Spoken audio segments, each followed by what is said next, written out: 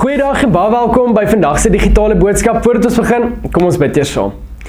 Liewe Here, baie dankie vir hierdie wonderlike voorreg wat ons het om op hierdie manier by mekaar te kom. Liewe Here, dankie dat ons kan weet dat hierdie u boodskap is. Here, u gebruik maar net ons om u boodskap deur ons te laat praat. Dankie dat u hierdie verantwoordelikheid aan ons toegeken het om u boodskap uit te kry. Liewe Here, baie dankie vir alles wat u vir ons doen en dat u vir ons so goed is. Here, kom maak ons harte oop vir u leiding en kom maak ons ontvanklik vir dit wat u vir ons wil kom sê. Ons bid dit alles in u naam alleen. Amen.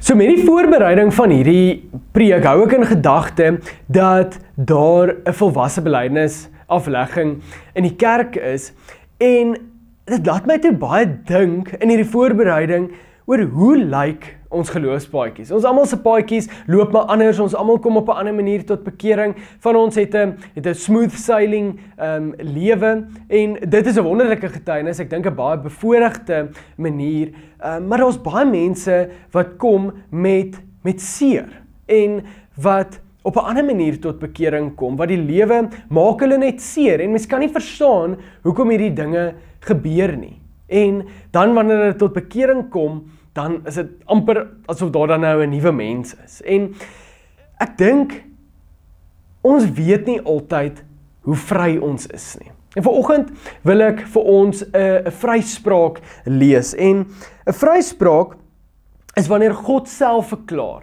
dat ons vry is. Vry van skuld, vry van die kettinge van die verlede, vry van alles wat ons gevangene hou. Dis nie net dat ons sondes vergewe word, maar dat ons totaal en al vrygespreek word van alles wat teen ons gehou kan word. En ek lees vir ons 'n vryspraak uit Esegiel uit, terwyl Esegiel skryf in die donkerste tye van Israel. En hierso was 'n spreekwoord wat algemeen gebruik is in daardie tyd wat sê, die vaders het suurdruiwe geëet en die kinders se tande het stomp geword. En hulle het hulle self amper as hopeloos beskou, vasgevang in 'n siklus van oordeel wat hulle nie kon breek nie. Ek lees vir ons twee tekste. Die eerste een is Esegiel 18 vers 19 tot 20 wat sê, maar julle vra, waarom dra die seun nie die skuld van sy vader nie? Omdat die seun reg en geregtigheid gedoen het en al my insette gehou het en dit uitgevoer het, en dan sal hy sekerlik lewe.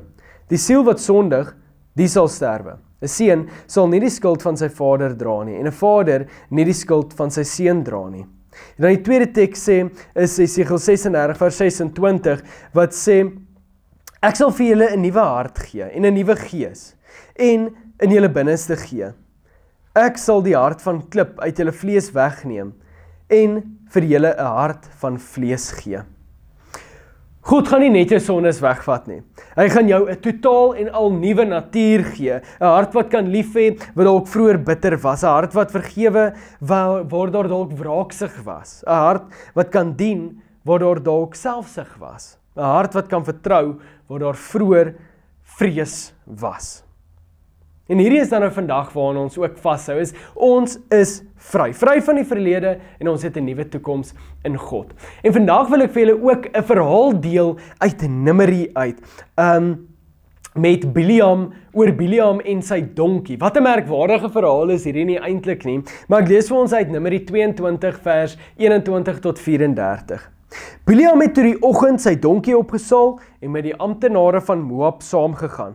God het kwaad geword toe Biliam gaan, en die engel van die Here het vir Biliam in die pad voorgestaan om hom te keer.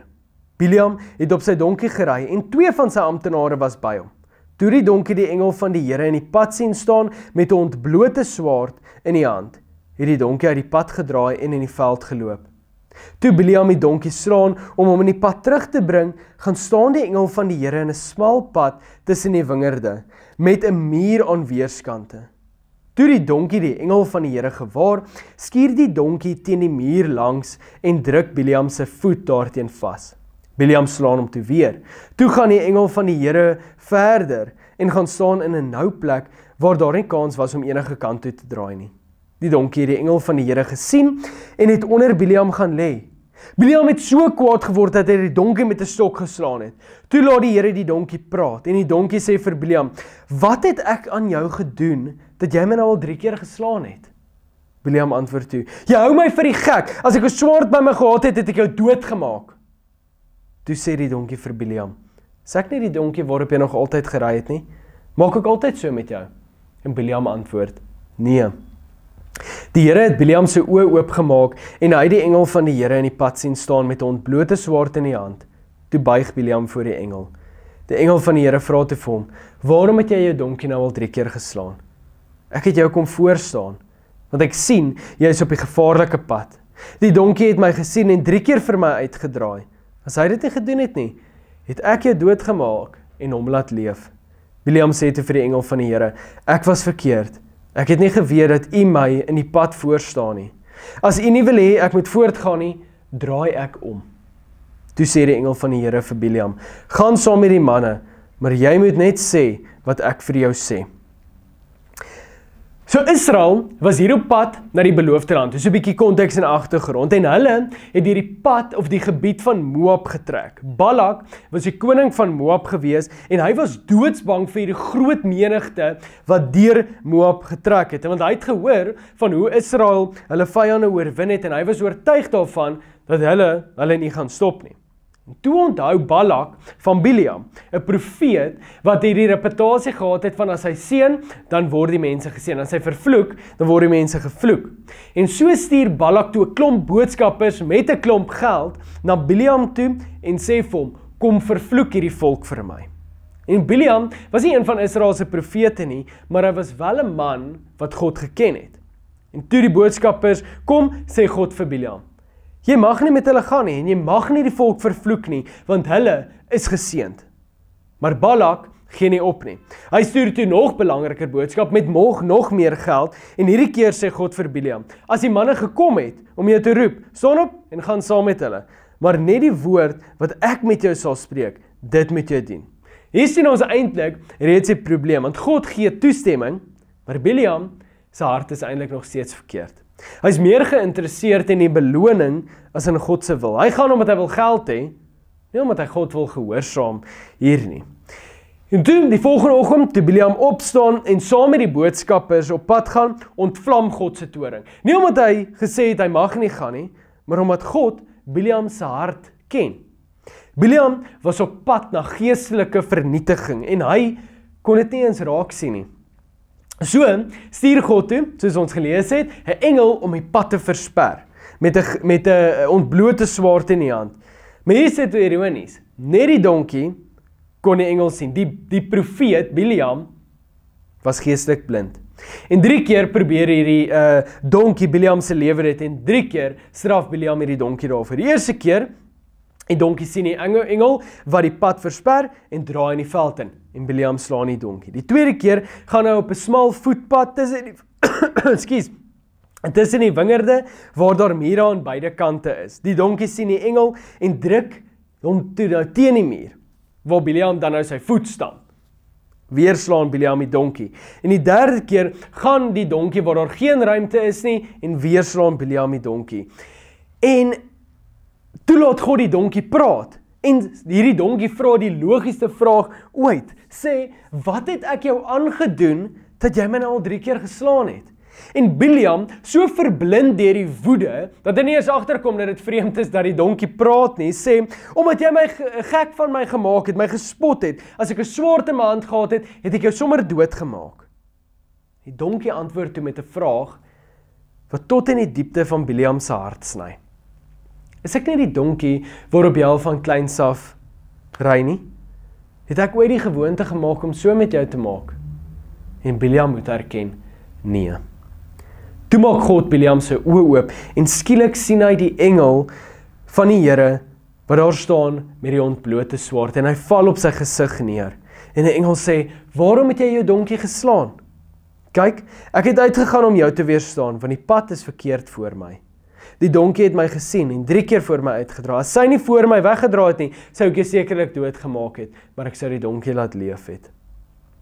Hierdie verhaal is vir my so 'n kragtige illustrasie van hoe ons dikwels in ons geestelike lewe optree. Selfs nadat ons die vryspraak van Jesegiel het, want natuurlik Jesegiel is nou baie lank na Numeri geskryf, maar ons weet dit nou, dat ons al geestelik vrygespreek is. Biljam het hier gedink, hy is op die regte pad.